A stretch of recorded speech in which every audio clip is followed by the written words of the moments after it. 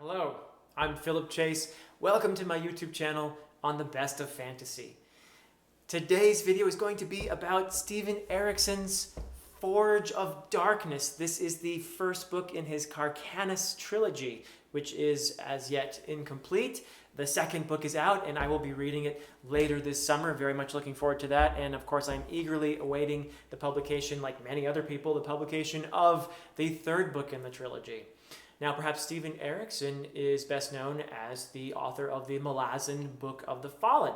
I want to make a quick note of a pronunciation correction, if you will. In my previous video that I made about the Malazan Book of the Fallen, I consistently mispronounced the word Malazan as Malazan. I think it's a probably common mispronunciation, but I want to thank the viewer who pointed that out to me. I'm also going to correct my pronunciation of Teist Andi, which I was pronouncing as Tiste Andi, and I was pronouncing Kharkanas as Kharkanas, so apologies to Steven Erikson for getting all of that wrong. I'm trying to correct that now. I do, however, stand by the, I think, very nice things that I said about the Malazan Book of the Fallen, even though I was mispronouncing the word.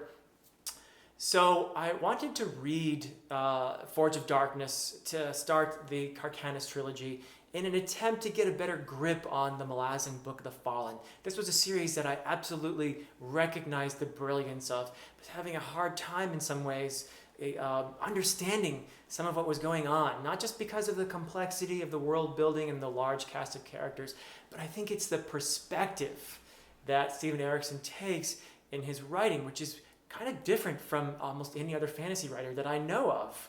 And I'm going to explain what I mean by that, because he takes a very similar perspective in Forge of Darkness, and I would assume in the rest of the Kharkanas Trilogy.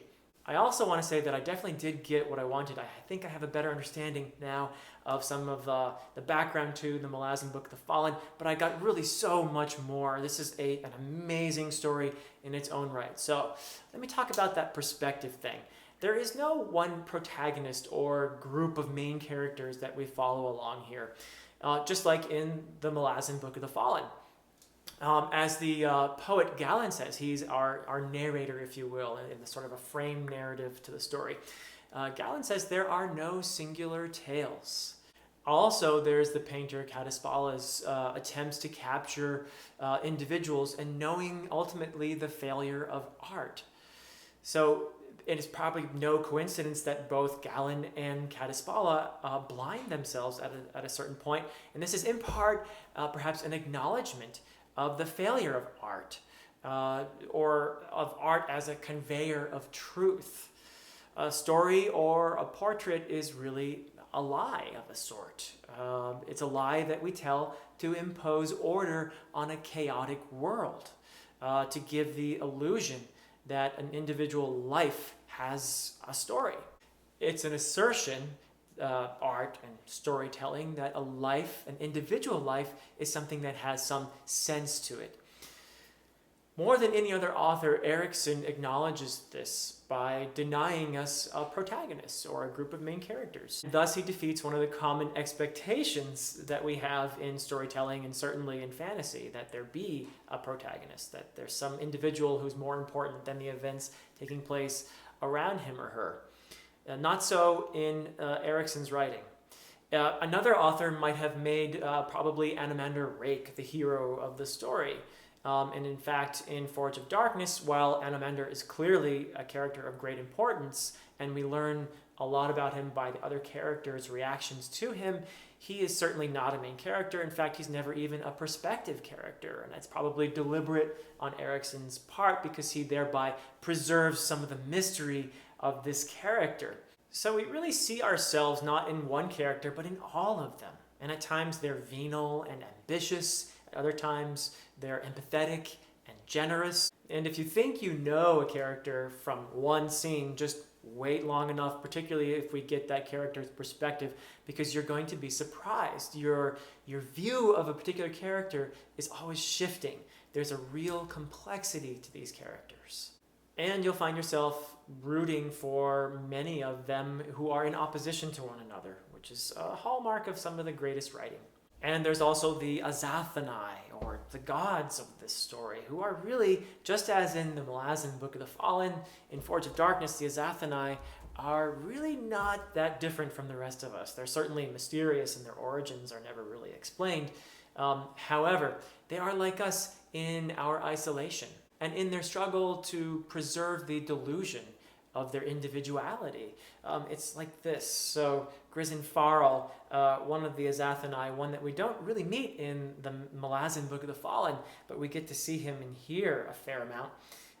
He says on page 796 of my copy, "We must all stand upon this side of the abyss and make what we can of words and dreams, of desires and ambitions. The gods are only elevated in the boldness of their arguments." This struggle to preserve our individuality in the face of the abyss is something that I feel like somebody who grew up perhaps a Hindu or a Buddhist would more easily relate to. In the West, we more strongly assert this delusion of our individualism. It reminds me a little bit of something I read in a book by Thich Nhat Hanh called The Heart of the Buddhist Teaching.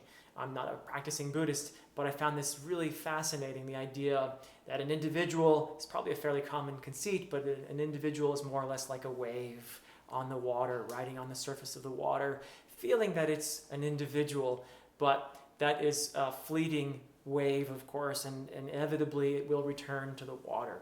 This is the sense of a person that you get from reading Stephen Erikson's writing. So in case you can't tell by now, I find Forge of Darkness to be a highly philosophical narrative, even more so than the Malazan Book of the Fallen. The first 400 pages or so, I have to admit, I felt were a little slow in the sense that I was continuously going back to the beginning to try to figure out who these characters were, what their relations were to each other, where they lived. I was always following along on the map. That definitely slowed me down, but it's a stately pace, I would say.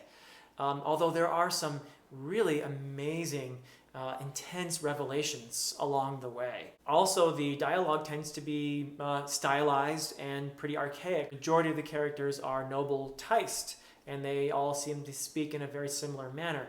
There are some moments of relief from this more formal dialogue when you meet some of the more lower class characters. Also when you meet some of the characters from the different races, such as the Jalek. Some of my favorite moments are with the Jagut Haut and his interactions with his Taist hostage, Korya Delath. So there's some really wonderful exchanges between them. You get a sense of Erikson's mastery of different voices during those scenes. The pace definitely picks up in the second half of the book, the last 400 pages or so, which reach a cataclysmic climax with several moments of pathos and tragedy that leave you emotionally scoured, especially with the recognition that while there are no human characters in this story, there is much that is human. We see ourselves in the Taist realm of Kurlt Galain. There is ecological disaster brought on by the thoughtless, destructive drive for dominance, as if asserting that the Taist matter more than anything else. Also, they disguise their brutality in the veneer of civilization, in the rituals of civilization. And like us, they have a drive to destroy one another, seizing on differences that become excuses for exploitation and violence. There are also some moments of humor and some moments of bonding that allow us to feel not entirely crushed under the weight of this magnificent story. In the midst of even this terrible war that erupts, there are characters who gain epiphanies and experience raw truths. They exhibit also oftentimes some incredible compassion. In fact, I would say that it's Anamander Rake's compassion that more than anything else that makes him such a fascinating and compelling character. We also learn much about the origins of the Taist, including their division into the Taist Andi and the Taist Liosan. And we have the stories of the gods, the Azathanai, and such as Draconis, for example. That's one that we do learn a fair amount about, a character that we do meet in the Malazan Book of the Fallen.